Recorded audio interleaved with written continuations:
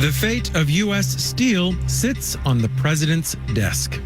Marketplace Morning Report is supported by Progressive Insurance. Customers can simplify their insurance needs and protect what's important by bundling home and auto. Learn more about bundling at progressive.com. And by Fortune, dedicated to empowering leaders to make intelligent business decisions and delivering unbiased reporting. Subscriptions, newsletters, and more at fortune.com. From Marketplace, I'm Sabri Benishore in for David Brancaccio. Should Japanese firm Nippon Steel be allowed to acquire U.S. steel? Is that a national security risk? Those are the questions a government review board was supposed to answer, but it did not. It deadlocked. So the decision now rests with President Biden, who previously opposed the acquisition. Marketplace's Nova Safo has more. The Committee on Foreign Investment in the United States could not figure out what to recommend with regards to Nippon's $15 billion deal to buy U.S. steel. It faced a Monday deadline, so instead it sent the matter directly to the president's desk. For his part, President Biden has publicly criticized the deal. In April, speaking at the U.S. Steelworkers Union headquarters in Pittsburgh, he vowed to block it. U.S. Steel has been an iconic American company for more than a century, and it should remain a totally American company. In further signs of trouble for Nippon, the Commerce Department last month imposed new tariffs on the company, saying it illegally dumped artificially cheap steel into the U.S. prior to announcing its takeover bid. Biden now has 15 days to make a final decision.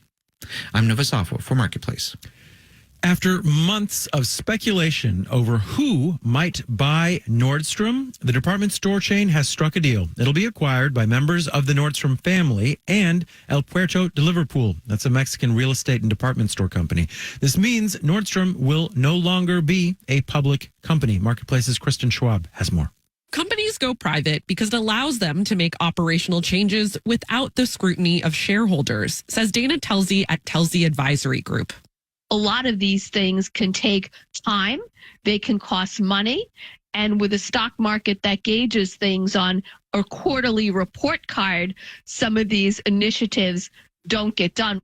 Nordstrom's quarterly report cards haven't been so good. David Swartz at Morningstar says combine that with its poor valuation and the sheer cost of maintaining public status and going private. For struggling retailers, it's definitely going to be always considered. Often this move is triggered by private equity deals, and businesses are later sold off for parts. But Swartz says in this case, the Nordstrom family will have a majority ownership stake. That means they need to make changes in the business, but they also need to change it in a way that will keep it viable in the long term. Swartz says that change may be investing more in its off-price brand, Nordstrom Rack. I'm Kristen Schwab for Marketplace. All right, let's do the numbers. The FTSE in London is up 0.6%. Dow futures are down less than 0.1%. NASDAQ futures and SP futures both up 0.1%. The yield on the 10-year Treasury is 4.608%. Unionized workers at Starbucks stores launched a 5-day strike over pay last week. This morning, the strike is expected to expand to over 300 stores nationwide. It's the largest work stoppage at the coffee giant to date. Baristas are expected to return to their jobs on Christmas or the following day. Marketplace Morning Report is supported by Schwab. Schwab knows that investors want control of their financial future. That's why when it comes to wealth management, Schwab is dedicated to giving investors more choices. More at schwab.com. And by JLL, helping businesses achieve ROI of up to 175% in energy-efficient spaces. JLL.com. JLL, see a brighter way. Republicans will have control of both chambers of Congress, plus the White House come January, and they are getting ready to pass a whole bunch of policy priorities into law while they can.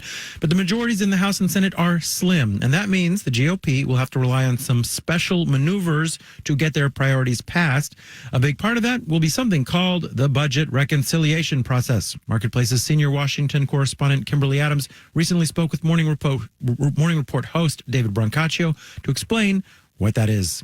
Look, I think a civics lesson is in order. What is the budget reconciliation process? Remind me. So this is a way to move legislation through Congress that avoids the need for that filibuster-proof 60 votes in the Senate. And instead, you can pass things with a simple majority. But it requires coordination between both chambers of Congress, and there are some restrictions on how legislators can use this tool. Samantha Jacoby at the Center on Budget and Policy Priorities said it only works on certain kinds of bills. Generally, that means legislation that affects the budget, so spending or revenues. But to start the reconciliation process, both the House and the Senate have to pass a budget resolution. And as part of that, they basically set a number, and that number is a dollar amount by which the legislation cannot increase the deficit. Both Democrats and Republicans like to use this tool when they have narrow majorities. It's how the GOP passed the 2017 Tax Cuts and Jobs Act and how Democrats passed the Inflation Reduction Act in 2022. When the parties have narrow majorities. So I assume the budget reconciliation process will take on new relevance, right? Right. So this time, as you said earlier, Republicans do have a narrow majority. So they're already talking about using this tool to extend those 2017 tax cuts. They're also talking about using it to pass legislation on border security, as well as potentially repeal some energy programs or even potentially have some spending cuts for entitlement programs. Now, when they use this reconciliation, how does it shape the way the legislation turns out? So like Samantha Jacoby mentioned earlier, they have to keep to those deficit limits. So it causes a lot of funny accounting, to be honest. So take, for example, those 2017 tax cuts. Garrett Watson at the Tax Foundation explained to me how in order to make the cost of the bill fit within the terms of the budget resolution, at least on paper, policymakers in both the House and the Senate had to think about ways to prevent a net deficit increase past year 10. And to do that, they made the individual tax cuts temporary, while making those corporate tax cuts permanent. And that's why we're actually getting ready for another round of tax negotiations this coming year. All right. And I'm glad you'll be watching it for us. Marketplace's senior Washington correspondent, Kimberly Adams. Thank you. You're welcome. In New York, I'm Sabri Benishore with the Marketplace Morning Report.